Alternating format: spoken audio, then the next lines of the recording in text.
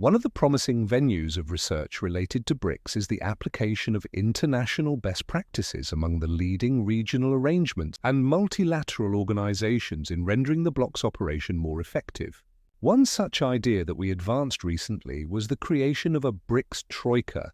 along the lines of how it works in the G20 as well as in a number of other global and regional frameworks. Indeed, in all of the global south, there is no region quite like Africa in terms of the scale of the continental integration efforts. In fact, Africa may be considered as a unique and the most significant platform for the integration of integrations in the world economy, with the coordination of integration efforts across multiple regional blocs and regional development institutions. The African Union, as the coordinator of these regional efforts, recognizes 8 regional economic communities, RECs, Arab Maghreb Union, UMA, Common Market for Eastern and Southern Africa, COMESA, Community of Sahel-Saharan States, CENSAD, East African Community, EAC, Economic Community of Central African States, ECCAS, Economic Community of West African States, ECOWAS, Intergovernmental Authority on Development, IGAD, and Southern African Development Community, SADC. According to the official website of the African Union, the Regional Economic Communities, RECs, are regional groupings of African states and are the pillars of the AU. The purpose of the RECs is to facilitate regional economic integration between members of the individual regions and through the wider African Economic Community, AEC, which was established under the Abuja Treaty, 1991. This treaty, which has been in operation since 1994, ultimately seeks to create an African common market using the RECs as building blocks. The approach of the African Union is to bring together the RECs to explore ways in which a common integration effort could be undertaken by all of the main regional arrangements in the African continent. For these purposes, an AU-RECS ECA-AFDB Coordination Committee was established. Within this framework, the Africa Union Commission holds joint expert coordination meetings with the participation of the AU-RECs, United Nations Economic Commission for Africa, UNECA, African Development Bank, AFDB, New Partnership for Africa's Development, NEPAD, and the African Capacity Building Foundation, ACBF. These meetings take place twice per year, with the expert coordination meeting providing recommendations for the chief executives of the AU-RECS, UNECA, AFDB, and other strategic institutions to discuss the regional dimensions of the 10-year implementation plan of Agenda 2063 flagship projects' roles and capacities, among other important issues. In emulating Africa's experience, the BRICS could opt for greater institutionalization and create a secretariat that would perform the coordinating role with respect to the regional integration blocks in which BRICS economies are members. The possible list of such regional integration blocks could include BIMSTEC, the Eurasian Economic Union, AfCFTA, AU, Mercosur, ASEAN, China FTA, GCC. Before the BRICS core expansion of 2023-2024, the platform for BRICS plus regional integration arrangements was referred to as BEAMS Plus.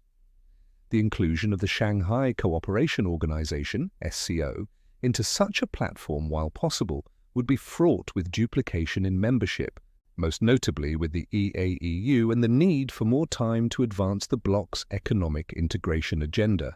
All in all, such a BRICS Plus platform for regional integration arrangements of the Global South would feature 6 to 7 arrangements, i.e., less than in the case of the African Union's 8 RECs. The BRICS could also replicate the AU's mechanism of the Coordination Committee that holds discussions at the technical and expert levels every year. This would provide more scope for economic cooperation and coordination among the regional institutions of the Global South. Such a coordination committee framework for BRICS Plus regional arrangements should include the New Development Bank, NDB, and the BRICS CRA, as well as possibly UN development agencies. If the decision on the formation of a BRICS Secretariat is not taken and the BRICS institutionalization remains low, the formation of a coordination committee mechanism could operate during the BRICS Plus summit meetings as well as or during other high-level economic policy meetings of BRICS Plus members. Most importantly, the BRICS need to adopt a roadmap for the economic cooperation of the BRICS Plus regional integration bloc, and in this respect, the AU's Minimum Integration Programme, MIP, could serve as a guide. The Minimum Integration Programme includes a range of activities on which the RECs and parties involved should agree upon to speed up and bring to a successful conclusion the process of regional and continental integration. Given the need to agree on a continental framework for coordination, convergence and collaboration among the RECs to achieve the ultimate objective, namely, the integration of the continent and African Economic Community. While for BRICS there is no fixed date objective of creating either an FTA or a unified economic community, there may be a need for greater coordination and synchronization of the economic cooperation among the main regional integration blocs of the Global South using AU's significant experience in this area. There could also be value in tracking the progress in economic integration within the BEAMS Plus framework via developing composite indexes along the lines of the indicators produced by the United Nations Economic Commission for Africa within the framework of the Africa Regional Integration Index Platform, ARIIP. The new development bank could also explore the experience of the AU in concluding agreements with global development institutions such as the World Bank in supporting regional economic integration in Africa. With the rise in NDB membership and the creation of NDB's regional centers, there could be scope for the NDB to develop financing facilities to support regional economic integration not only in Africa, but also in other parts of the Global South, including in South America and Southeast Asia.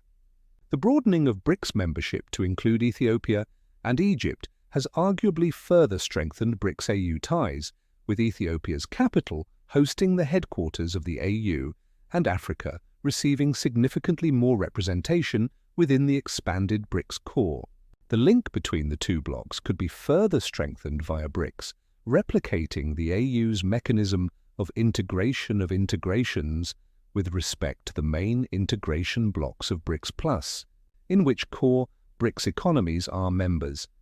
And while the progress attained by the AU in the sphere of coordinating Africa's regional arrangements is far from uniform, the experience accumulated in Africa in this sphere offers a credible path for the BRICS Plus framework to develop in the direction of bringing the main regional arrangements of the Global South closer together. And don't forget, like the video and subscribe the channel to keep thinking the world how it really is.